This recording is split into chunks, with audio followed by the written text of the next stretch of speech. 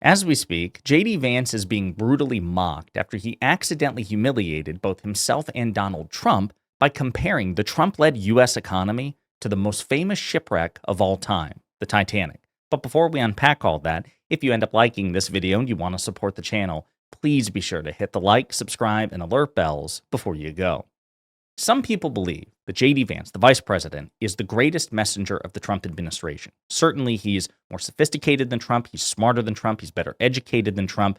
Most agree that he lacks Trump's insane charisma and that he probably won't be able to successfully hold the MAGA coalition together quite as well. But there's no doubt that JD Vance is able to communicate differently than Trump, and he's usually not so transparently stupid, except in this moment. Okay, so he went to give an economic speech to try to turn around Trump's disastrous polling on the economy, and instead, he actively made it worse. Check it out. This is something I want you to hear. The Democrats talk a lot about the affordability crisis in the United States of America.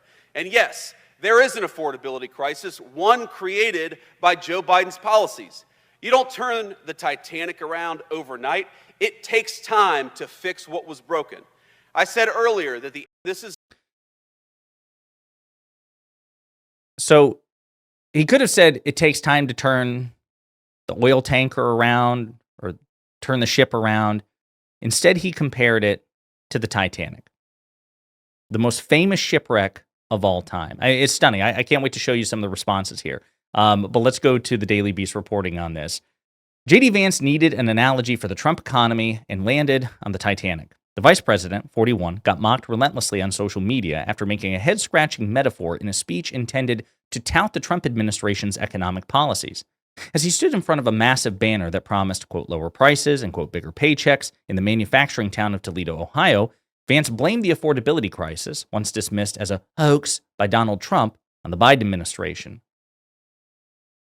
Democrats were quick to lead a scathing roast of the vice president, who appeared unfamiliar with the infamous history of the ship that sank in 1912 after it struck an iceberg, leaving over 1,500 passengers dead.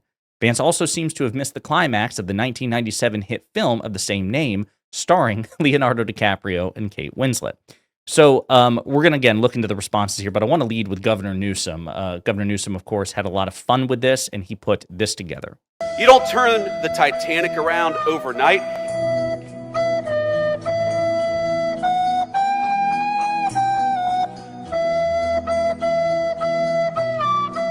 You don't turn... That's brutal. And the headline there from PBS NewsHour, Trump gets worst economic ratings ever in new poll as Americans worry about affordability. And again, it shows that scene from the Titanic where you have JD Vance as Kate Winslet, Donald Trump as Leonardo DiCaprio standing on the bow of the Titanic, and then, of course, superimposes the Titanic, tips over, and goes under the U.S. economy. That was a really stupid thing for JD Vance to say. I mean, that was stunning. So let's look at some of the responses here before we get into some of the polling. Hoodlum says, when did the Titanic turn around? It didn't. It sank. In Trump Vance case, you create an even bigger Titanic than drive it into the iceberg over and over again.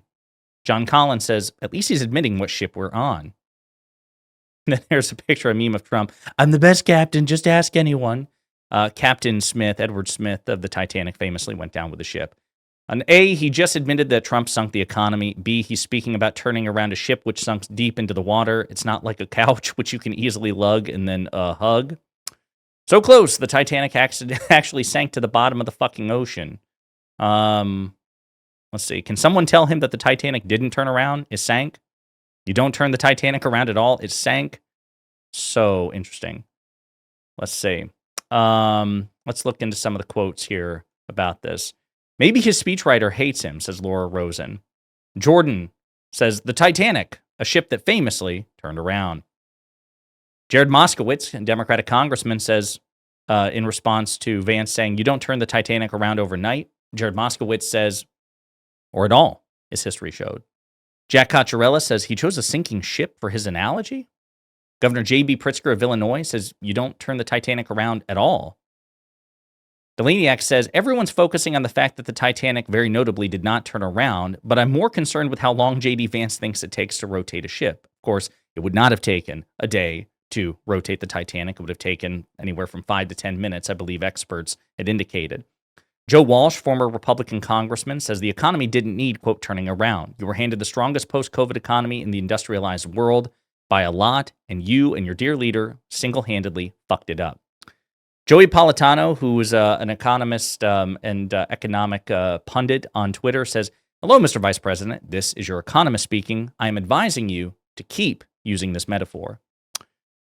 The Titanic literally sank because it didn't listen to reports warning them to turn around. Brian Tyler Cohen, friend of the show, said, yes, the Titanic, famously resilient. Chris Owicki says this is spot on. If the Titanic was sinking today, it's dry here. The sinking is a hoax. If I drink fuel, I won't freeze. Nobody can force me to wear a life jacket. My friend had diabetes, so technically that killed her, not drowning. Only elders and non-swimmers will die. The lifeboat industry funded this. 1,500 dead. More people die from heart disease every year. That is a very darkly funny meme, so we got to give that a like. Ken Martin, head of the DNC, says perfect analogy for Trump's economy. Dan Pfeiffer of Pod Save America, quote, Vance compares the Trump economy to the Titanic is a very funny headline, and indeed it is. The Titanic can turn around overnight. It tried to move around the iceberg. It didn't turn around because they ignored warnings to turn around. Also, don't compare your economy to the Titanic and say it in a way to be patient. The only comparison is that both sank. Again, Brian Tyler Cohen says, does he know what happened to the Titanic? Somebody points out that this would be an episode from Veep, at the famous show with Julia Louis-Dreyfus on HBO, and yes, it's hilarious. It's a line straight from that.